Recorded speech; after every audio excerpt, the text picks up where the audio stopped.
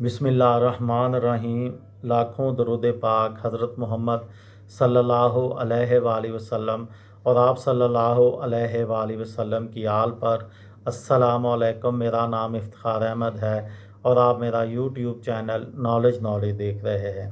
لاہور کے سلسلے میں ایک سیریز شروع کی ہوئی ہے، اس سلسلے میں آج کا عنوان ہے لاہور کی لائبریریاں۔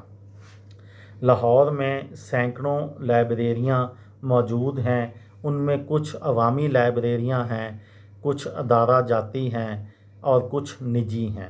حکومتی لائبریریز میں تنظیمی لائبریریز ہیں، تعلیمی اداروں کی لائبریریز ہیں اور عوامی لائبریریز کی بھی مختلف اقسام ہیں۔ ان میں کچھ لائبریریز میں مطالعہ کرنے کے لیے رکنیت کا ہونا لازمی ہے، لیکن کچھ ایسی ہیں جن میں آپ بغیر رکنیت کے استفادہ کر سکتے ہیں۔ لاہور پاکستان کے ان شہروں میں شامل ہے جن میں مطالعہ کرنے والوں کی تعداد نسبتاً بہتر ہے۔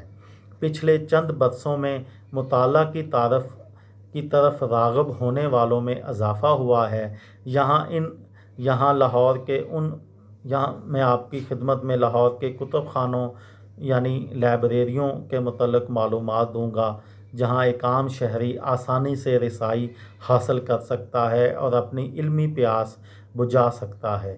ان کتب خانوں میں عوامی یعنی پبلک لائبریری، ادارہ جاتی کتب خانے اور تعلیمی کتب خانے شامل ہیں۔ ان کے نام کچھ اس طرح سے ہیں: پنجاب پبلک لائبریری، عجائب گھر Lahore library, Shah Ghaus public library, model town public library, Chughtai public library, British Council public library, Darul Islam public library, Zainabia public library, Anjuman Khuddam ul Quran public library, Dyal Singh trust library, Quaid Azam library, Iqbal academy public library, Anjuman Himayat Islam library, Barkat Hussain public library, Arzoo public library, military station library, Lahore Chhaoni public library اور defence public library.